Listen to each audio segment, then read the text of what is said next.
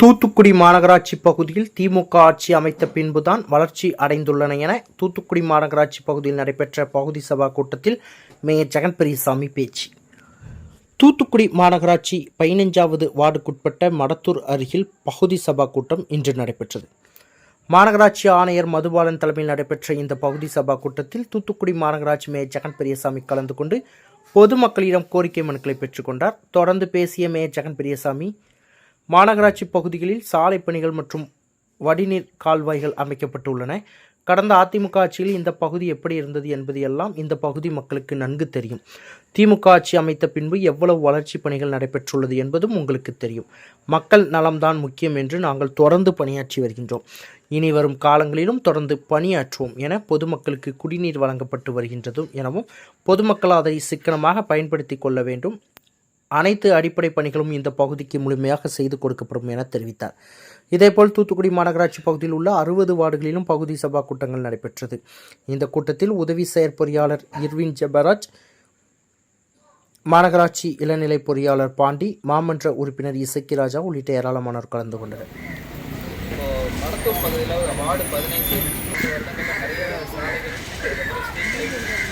அதுக்கப்புறம் குடிநீர் பிரச்சனைகள் எல்லாமே சால்வ் பண்ணி கொடுத்துருக்கோம்.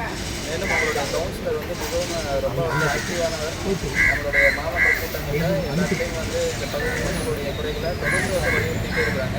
நம்ம எல்லாத்தையுமே குறித்து வைத்திருக்கிறோம். இப்போ நீங்கள் சொன்னதையும் நான் குறித்து வச்சுருக்கோம். அடுத்த மாதமோ இல்லை மார்ச்லேயே கவர்மெண்ட் நிதி ஒதுக்கீடு பெற்று இந்த பகுதிக்கு முன்னுரிமை கொடுத்து இந்த பணிகள்லாம் நம்ம கண்டிப்பாக செஞ்சு தருவோம். தற்போது மாநில மேயர் வணக்கம். நம்ம தமிழ்நாடு முதலமைச்சர் உத்தரவுங்க ஊராட்சி பகுதியில் தான் கிராம சபை கூட்டம் இருக்கும்.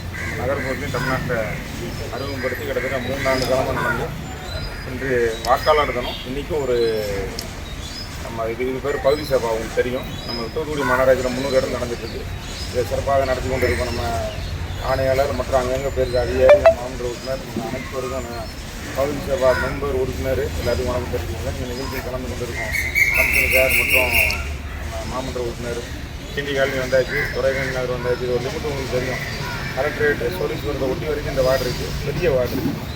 ஏற்கனவே சொன்ன மாதிரி ஒரு குறிப்பிட்ட மட்டும் சொல்லிடுறேன். ஏன்னா ஏன் இதை சொல்ல நினைக்கிற வேண்டாம். டேக்ஸ் போடணும்னு இருக்காரு. அதை உடனடியாக நம்ம செஞ்சிடலாம். என்ன இருக்கோ ஒரு கோரிக்கை. அடுத்தது பார்த்திங்கன்னா ஸ்டாம் வாட்டர் ட்ரைனேஜும் குடிநீர் மழையின் வடிகால். இது ஏற்கனவே இந்த இடத்துல பார்த்திங்கன்னா ஒரு சின்ன குளமாக இருந்தது. 1 வருஷம் இருக்கும். நானும் சார் பார்த்துட்டு இருக்கேன். ஏன்னா இதில் தான் நம்ம பார்லமெண்ட் எம்பி முயற்சியில் கிட்டத்தட்ட 10-15 வருஷம் வராமல் இருந்தாலும் யூஎஸ்ஏ ஆஸ்பத்திரி வேலை நடந்து கிட்டத்தட்ட 120 கோடிக்கு வேலை முடிஞ்சு இன்னொரு 3 மாதத்தில் வந்துடும் படத்துக்கு. பில்டிங்கை பார்த்தாலே தெரியும். அதுவும் இந்த வார்டில் தான் அமைஞ்சிருக்கு. அங்கேருந்து ஒரு வழி, இங்கேருந்து ஒரு வழி இருக்கனால அந்த குளம் அதுக்கு அசிங்கமாக இருக்குன்னு தான் பார்க்க வேண்டாம். நம்ம பகுதியில் இப்போ தண்ணி டெய்லி கொடுக்கும். எல்லாம் யூஸ் பண்ணுறோம். எல்லாம் நிறைய யூஸ் பண்ண அங்கே தான் போய் சேர்ந்துருக்கு.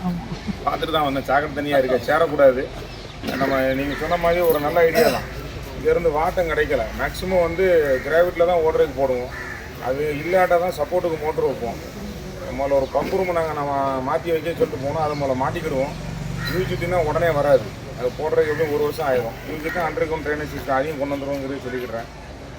இப்போதைக்கு பம்பு வச்சு அந்த தண்ணியை எடுத்துருங்க, விட வேண்டாம். அதனால் என்ன உங்களுக்கு அந்த மோட்ரு மழை தண்ணிக்கு ஒரு மோட்ரு ரூம் கிடச்சிட்டு இருக்கும். அதை எடுத்து கொண்டு அங்கே கொண்டு போயிடலாம். இதை கொண்டு போனால் நம்ம ஏரியா பிரச்சனை முடிஞ்சது. இதுக்கு செவரு போட்டாச்சு. ஒரு சிலது சொல்கிறீங்கன்னா சிப்கார்டு இதுக்குள்ளே தான் இருக்குது. ஆக்சுவலாக இந்த வார்டுக்குள்ளே தான் இருக்குது. அங்கேருந்து தொழில் எல்லா சிப்கார்டோட ரோட்டோட நம்ம எல்லாம் கனெக்டிவிட்டி இருக்குது. தொழில் நிறையா இருந்ததுனால இங்கே உள்ளவங்க வாடகைக்கு இருந்தாங்க. இப்போ அதில் இல்லாமல் இருக்காங்க. மடத்தூர் எவ்வளோ ஃபேமஸாக இருந்துன்னு தெரியும் சிப்கார்டை வச்சு. ஆனால் நம்ம அதுக்கு தகுந்த மாதிரி நம்மளோட பாதுகாப்பும் உறுதி செஞ்சு அங்கே போகிற வாழ்வாதாரத்தை ஏற்றுக்கலாம். அப்புறம் நம்ம ஈபி காலனி கிட்டத்தட்ட எங்கே நெருக்கடியாக இருக்கோ அங்கே மூலம் ரோடு போட்டோம். திருவித்தர் நகர் மூலம் நம்ம ரோடு போடுற மாதிரி டெவலப் ஆகல. எல்லா ஏரியாவும் போட்டாச்சு. ஒரு சில இடத்துல விட்டுருப்போம். அன்றைக்கி தேதியில் வீடு இல்லாமல் இருந்தது. அப்படி தான் நான் வச்சுக்கிறேன். இன்றைக்கி வீடு இல்லாமல் இருந்தது. கேண்டி காலனி ஃபுல்லாக போட்டாச்சு. இப்போதைக்கு இந்த வெள்ளத்தில் நம்ம இந்த பகுதி வழியாக தான் தண்ணி வருது. உங்களுக்கு ஏற்கனவே சொன்ன மாதிரி இந்தியன் ஆயில் வழியாக மடத்தூர் ரயில்வே கேட் வழியாக உள்ளே வந்துட்டு, அதனால் வடக்கு செல்கம்பட்டி செங்கோலம் அது வழியாக வருது.